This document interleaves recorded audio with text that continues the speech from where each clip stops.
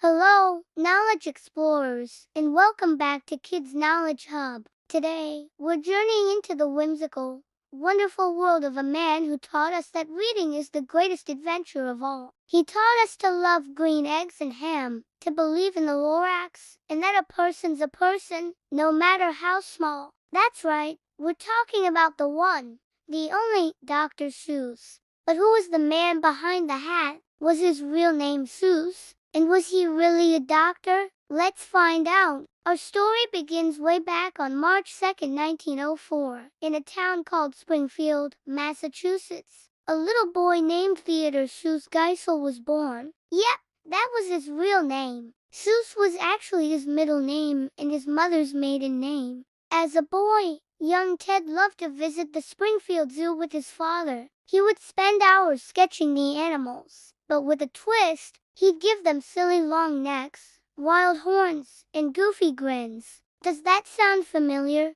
These quirky animal drawings were the very first sparks of the incredible creatures we'd later meet in his books. But he didn't start out writing for kids. After finishing college, Ted went to England to study at Oxford University. It was there he met his future wife, Helen Palmer. She saw his funny doodles and told him, "Ted, you were born to draw." So, he left university and became a cartoonist for magazines and advertising. He drew ads for everything from bug spray to motor oil, always with his signature, zany style. Can you imagine a Dr. Seuss ad for bug spray? It was probably hilarious. So, how did he go from drawing ads to writing some of the most famous children's books of all time? Well, it happened by accident. One evening, while on a long sea voyage, the rhythmic chugging of the ship's engine got stuck in his head. Chug, chug, chug, chug. The sound turned into words, and the words turned into a rhyme. By the time the ship docked, he had written his very first book, and to think that I saw it on Mulberry Street. But getting it published was a huge challenge. Believe it or not, 27 different publishers rejected his book. They said it was too different, too strange. Ted felt so discouraged he was ready to give up and burn the manuscript. But on his way home, he bumped into an old friend from college who had just become a children's book editor. His friend loved the story and decided to publish it. And just like that, the world was introduced to the magic of Dr. Seuss. A world of imagination was saved from a fireplace, all thanks to a chance meeting on a city street. But the story of his most famous book, The Cat in the Hat, is even more incredible. Back in the 1950s, people were worried that children's reading books were too boring. You know the ones, "See Jane Run, Run, Jane, Run." A publisher challenged Dr. Seuss to write a book that was exciting and fun.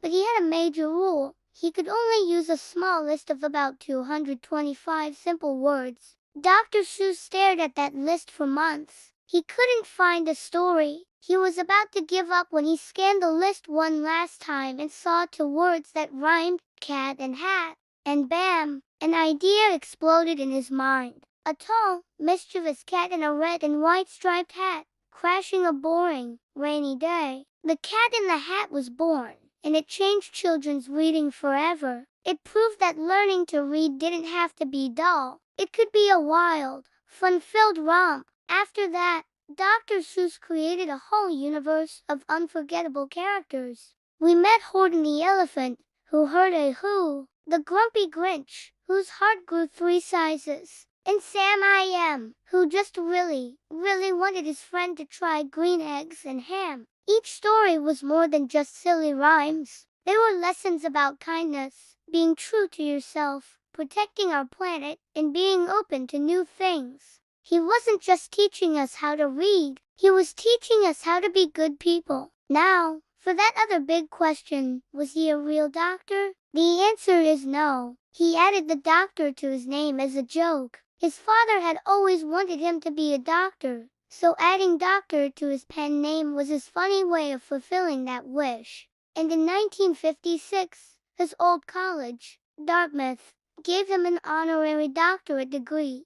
So he finally became a doctor for real. Dr. Seuss, or Ted Geisel, passed away peacefully on September 24, 1991. He was 87 years old. But the end of his life was not the end of his story. His imagination never left us. It lives on in every bookshelf, in every classroom, and in the heart of every person who opens one of his books. Today, his legacy is everywhere. His books have been turned into blockbuster movies, cartoons, and even Broadway musicals. And every year on his birthday, March 2nd, schools and libraries all across America celebrate Read Across America Day. Kids dress up as their favorite Seuss characters, eat green eggs, and, most importantly, celebrate the joy of reading together. Dr. Seuss showed the world that words have power. The power to make us laugh, the power to make us think, and the power to transport us to incredible new places. He was a dreamer, an artist, and a believer in the potential of every single child. He left us with a powerful message in one of his most famous quotes: "You ray off to great places. Today is your day. Your mountain is waiting. So, get on your way." He believed in you. He believed that your imagination could change the world. So the next time you open a Dr. Seuss book, remember the man behind the magic, the man who made rhymes come alive. Thank you for joining us on this amazing journey into the life of Dr. Seuss. If you had fun and learned something new, don't forget to hit that like button, share this video with a friend, and subscribe to Kids Knowledge Hub for more incredible stories. Stay curious, and we'll see you next time as we dive right into one of his most famous tales, The Cat in the Hat. Bye for now.